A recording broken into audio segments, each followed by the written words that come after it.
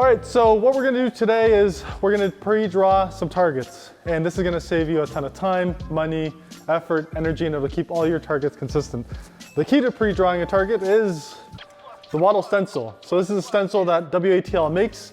For the industry, you'll notice that it has these edges. I'll explain what these are for shortly. You need this, the stencil, ruler, a screw to screw it in, and you'll need the WATL marker. The reason you'll need the WATL marker, and you'll see shortly, is because it clips perfectly into the holes of the WATL stencil. So when you create the target, it makes it nice and easy. It just clips right in.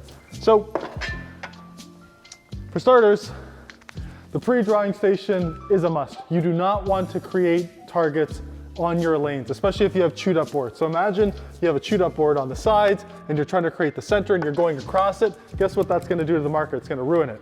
And you don't wanna do that, so that's why all the facilities, we highly recommend, you don't have to have it, but we highly recommend that you have a pre-drawing station. So WATL rules, the bullseye needs to be exactly 2 feet from the footer. So if you take a measuring tape, go from the bottom of where you have the footer board to the middle, it's gonna be 2 feet.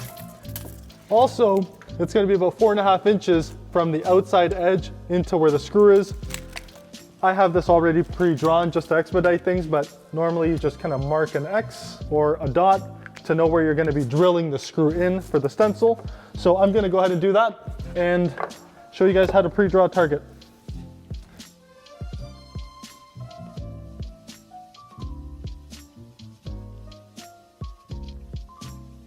What I'm doing now is I'm checking that the lines are aligned with the other targets. It's always good to have a couple of these other boards ready with the lines already on them so you can line everything else up. You gotta make sure that the boards are tight. We use this old handle wedge as a way of kind of wedging things in.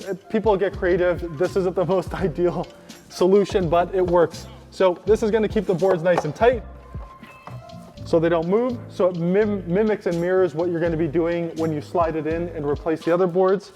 And all you have to do is you clip the marker in, goes nice and around. So I'm gonna draw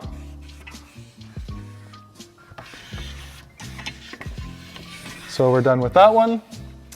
The one thing that's important to note too about the markers is this is 20 millimeters thick. I believe that's the only black marker that exists in the market that has a 20 millimeter thickness. Now, you do have to purchase a WATL marker in order to do it. Reason is, if you use like a Magnum Sharpie, the Sharpies are much thinner than this. Even if it's just by a fraction of a millimeter, you are thereby cheating a bit. So I'm just gonna exaggerate what I mean by it. So I'm gonna draw just the dark part here. Now, see what I've done there? Look at how much thinner it would be if I used a Magnum Sharpie. What you're doing is you're then extending the size of the bullseye and you're in effect kind of cheating because you're making the red bigger. So it shouldn't be that way. It needs to be the WATL marker goes all the way across, nice and thick lines, 20 millimeters. That is a WATL compliant target. Now, I'm gonna go ahead and do the rest of the rings real quick.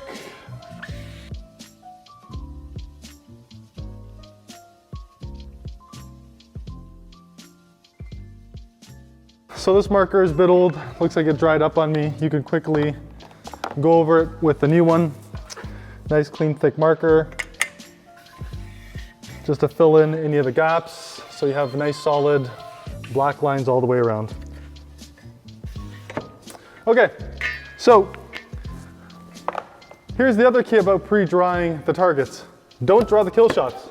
Here's why. You don't want to start drawing only a kill shot that will only be on the right-hand side. The idea is you have 2 kill shot possibilities now. So if you're short on wood and you need a kill shot for the left-hand side and you pre-drew the target there, you're kind of screwed. I mean, you can flip the board over and restart it again, but then what happens if the board's good enough and you want to flip it over again? It's now a piece of wood that's no good. So what you do is you never draw the kill shots yet until you know what side you need it for. So what we typically do is we draw the targets like this. We do not put the kill shots until we know what side it's going to be going on. And here's how the kill shot works. With the edge, It's designed at the perfect angle where the kill shot will be perfectly placed if you line this edge up with the board. So you know exactly that the kill shot has to go right there. No more guessing of whether it's down here, whether it's up here. You now have this indicator. So if you're putting it on the right-hand side, you screw the stencil back in, put the kill shot here. If you want it on this side, you do it there. And you'll notice that there are no knots. This one probably won't be used on this left-hand side of the kill shot, and here's why. If I draw the kill shot on this side, the knot will be just under it. And so you don't want to have knots where people are going to be throwing. So here you can see that there's no knots down in this area where the kill shot would go. There's a tiny one, not as thick as this one, so I would probably use this one as a right-hand side, flip this one over, and this one could be the left-hand side one. So that's another reason why you should not pre-draw the kill shots.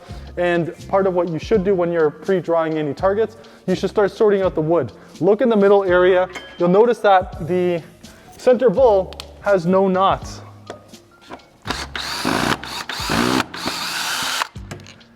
You'll see that the whole center board is completely knot free. That's done on purpose. So we went through the wood and then we essentially put the bullseye boards away from the kill shot boards and the one boards. Things that are extremely knotty, like this one. There's a reason why this one's an outside board. We kept that knot on the outside. We do not want any axes being thrown against this, especially any axes that are meant for axe throwing or that are thinned out. These, you may as well be hitting concrete in some occasions, or you may as well be hitting a screw, and they will cause serious damage to your axes. So make sure that you do a good job when you're pre-drawing the targets, the stencils, to know what boards should be ones, outside, middle boards, and so on and so forth, and do not put the kill shots on until you know where it's going to be going. So that essentially wraps up how to draw a target. Again, stencil, WATL marker, screw, measuring tape. Pre-drawing target station. It's quite simple. Hope that helps. Thanks.